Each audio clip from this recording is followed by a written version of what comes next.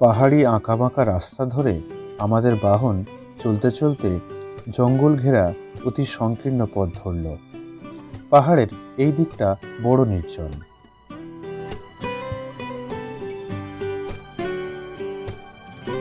হঠাৎ রাস্তার ধারে লেখা দেখতে পেলাম ঋষিহাট ফার্মস্টে। অত্যন্ত চড়াই ও মাটির রাস্তা হওয়ায় পায়ে হেঁটে আমরা চলতে থাকলাম। ওই দূরে দেখা যাচ্ছে আমাদের থাকার জায়গা ঋষিহাট ফার্মস্টে। লোকেশন অনবদ্য।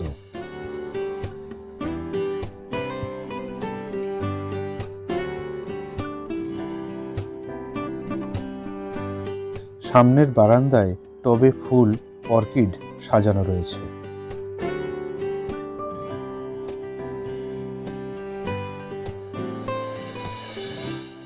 আর সামনের চাতালে কয়েকটি চা গাছ বসানো হয়েছে জাস্ট সাজানোর জন্য। দূরে বাম দিকে কাঞ্চনজঙ্ঘা ও একেবারে সামনে যেন ঢিল ছোড়া দূরত্বে দার্জিলিং শহর।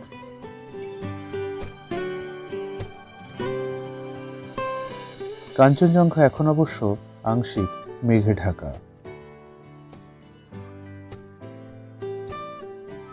ফার্মস্টেটির তিনটি অংশ। আমরা আছি চা বাগান পরিবেষ্টিত তিনতলা ফার্মস্টেতে। বড় বড় মোট 6টি ঘর। আর এক অংশে রয়েছে পুরনো কটেজ, আর তারপর কিচেন ও ডাইনিং। থাকা খাওয়ার খরচ 1,500 টাকা প্রতিজন।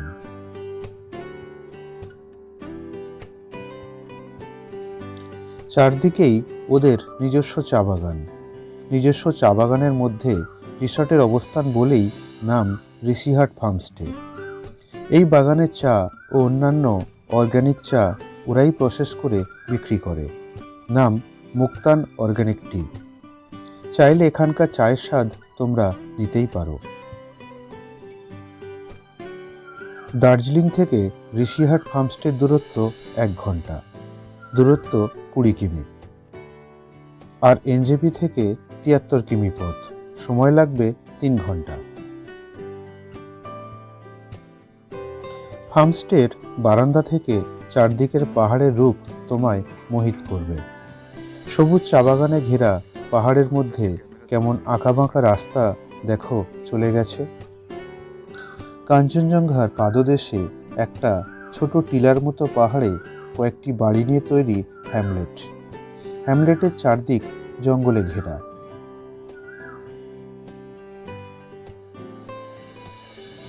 দূরের পাহাড়ের উপরে কত জনপদ, আর তাদের সাথে যোগাযোগ রক্ষা করছে কত আঁকাবাঁকা পথ।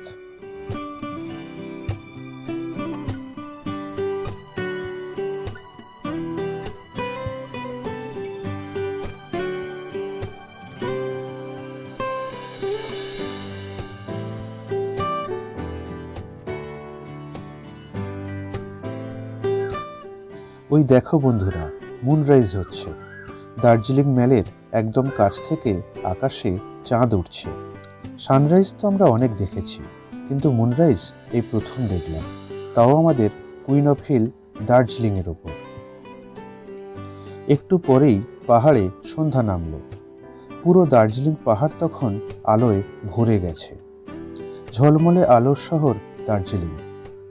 দার্জিলিং যে কত বড় শহর ও কত মানুষ বাস করে তা এই আলো দেখলেই সহজে বোঝা যায়। নিচে আলোকিত দার্জিলিং ও উপরে পূর্ণিমার চাঁদ। এত সুন্দর যুগলবন্দি যে আমরা অভিভূত।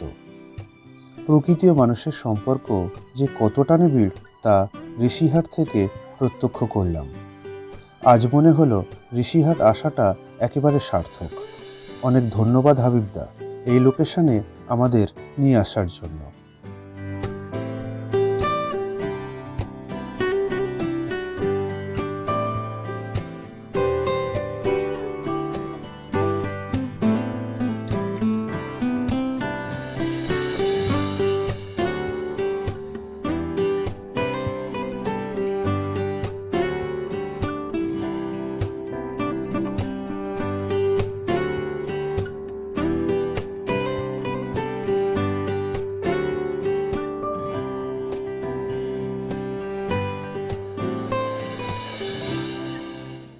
আজ ডিসেম্বরের 25 তারিখ।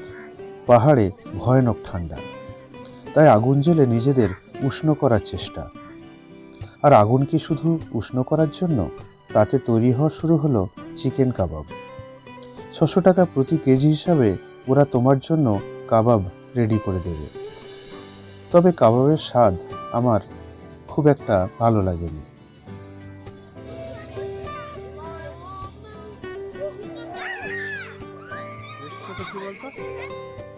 অনেক রাত অবধি আগুন জ্বলতে লাগলো আমাদেরকে একটু উষ্ণতা দেবার জন্য।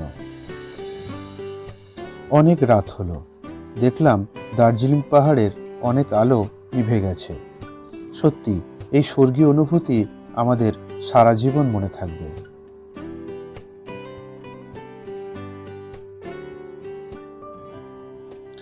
ঋষিহাটে সকাল হলো। পূর্ব দিকে দার্জিলিং পাহাড় থাকায় এখানে একটু পরে সূর্যোদয় হয়।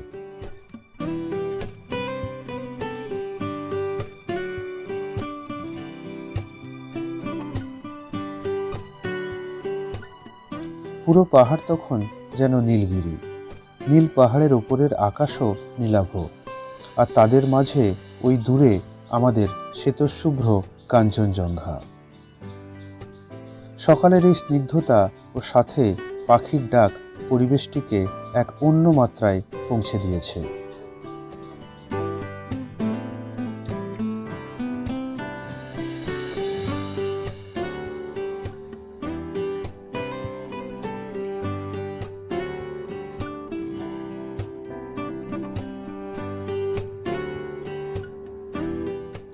এবার সামান্য একটু ট্রেক করে পাহাড়ের একদম উপরে একটি মনাস্ট্রির দিকে যাব। ফার্মস্টের পিছনের চা বাগানের মধ্য দিয়ে সিঁড়ি চলে গেছে উপরের দিকে।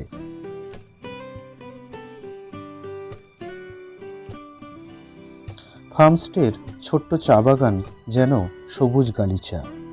সিঁড়ির দুদিকে অসংখ্য ফুল ফুটে আছে।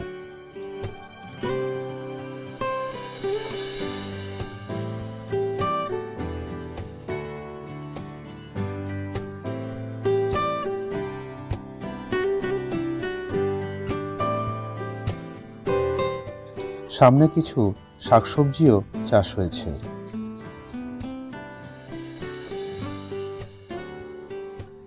নিজস্ব চা বাগান ঘেরা ফার্মস্টেটি সত্যি অনবদ্য।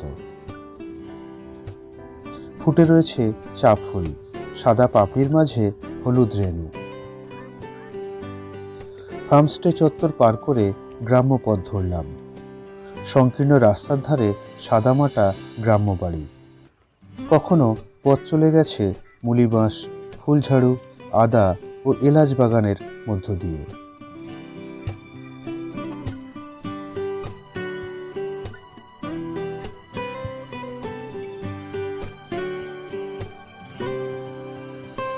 সামনের এই গাছগুলি আদা গাছ।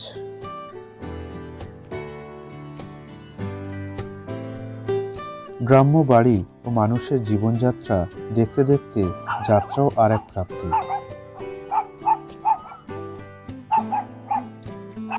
গ্রামে একটি ছোট্ট নার্সারি, কত ফুল গাছ, অর্কিড গাছের পরিচর্যা চলছে।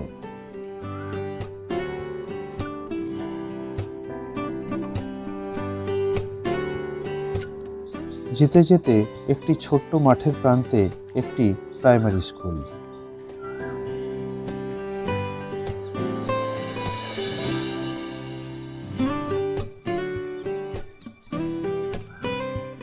এসব পেরিয়ে যেতে যেতে অবশেষে মনাস্ট্রির কাছাকাছি চলে এলাম। সরু পথের ধারে বুদ্ধের বাণী সমন্বিত অসংখ্য দোরচোঙের দেখা মিলল।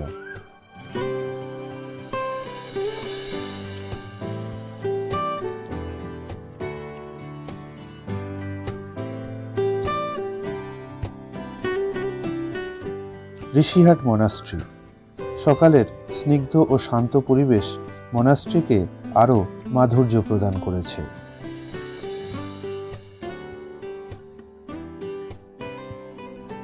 চারদিকে অসংখ্য ফুল ফুটে রয়েছে, আর বড় উঠোনের মাঝখানে নবনির্মিত মনাস্ট্রি। এখনো কিছুটা কাজ বাকি রয়েছে।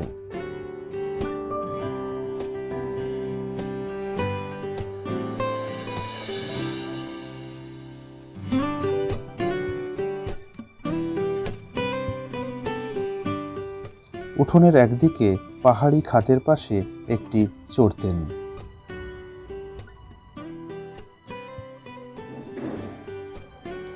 অনুমতি নিয়ে মনাস্ট্রির ভিতরে প্রবেশ করলাম। পিতলের তৈরি ভগবান গৌতম বুদ্ধের ধ্যানমগ্ন সেই চিরাচরিত মূর্তি।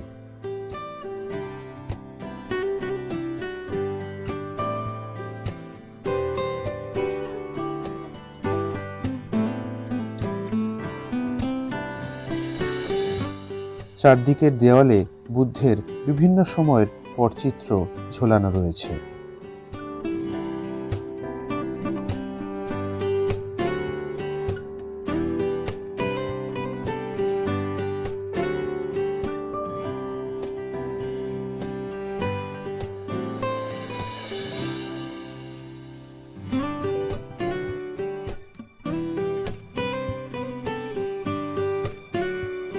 বুদ্ধের সামনেও সুন্দর করে সাজানো রয়েছে।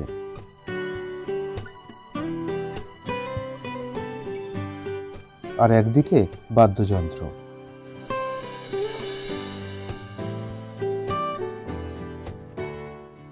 বাইরের পরিবেশটিও অসাধারণ। পাহাড়ের সুন্দর স্থানগুলিতেই অধিকাংশ মনাস্ট্রি নির্মাণ করা হয়।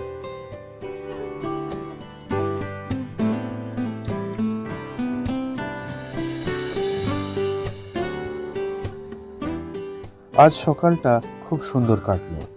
এবার অন্য পথে ফেরা।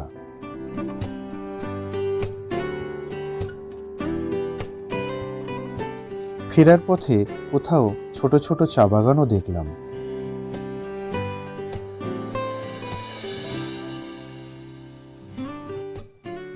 আর কাঞ্চনজঙ্ঘা দেখতে দেখতে অবশেষে ফিরে এলাম ফার্মস্টেতে।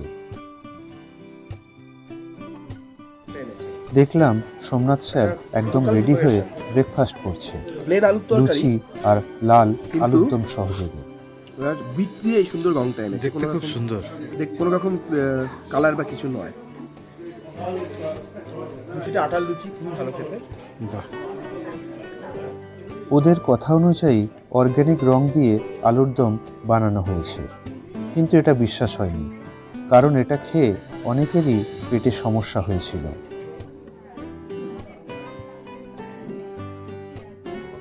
ডাইনিংয়ের পাশেই ওদের নিজস্ব বাগানের চা বিক্রি স্টল। বিভিন্ন রকম ও ফ্লেভারের চা বিক্রি হচ্ছে। বিভিন্ন ওজনের চা পাওয়া যায়। নাম মুক্তান অর্গ্যানিক টি। আচ্ছা ভাই সাহেব, ये टोटल राउंड फिगर क्या? ছোট কি আছে, দাম তো 300, 150, 200। ऑनलाइन होता तो ऑनलाइन দুটো নেব। कप में ये थोड़ा डाल दीजिए। हाँ, दार्जिलिंग चाय का महंगा तो बहुत ज्यादा होता है ऐसे ही। हाँ, कप रहता है उसमें। ये कितना? वर्ल्ड फेमस टी है ना। ये कितना? ये है आपका 300 रुपये, थोड़ा डाल 3000 रुपये 2 मिनट। 3000 रुपये के जी, 100 100 ग्राम। ये आपका 100 ग्राम। हाँ, हाँ 100 ग्राम, फुला में नहीं। 150 ग्राम, 150 ग्राम। वो टेस्ट ये 150 ग्राम, ज्यादा पकने से आपका टेस्ट ये हाँ, हो जाएगा। 150। हाँ बोले 450 টাকায় 300 গ্রাম চা কিনলাম পাহাড়ি লঙ্কা 100 টাকায়, যা শরীরের জন্য খুব উপকারী। অবশেষে ঋষিহাটকে বিদায় জানানোর সময় হলো। চারদিকের পাহাড়ি পরিবেশ, সামনের দার্জিলিং শহর ও আমাদের কাঞ্চনজঙ্ঘাকে আমরা খুব মিস করব।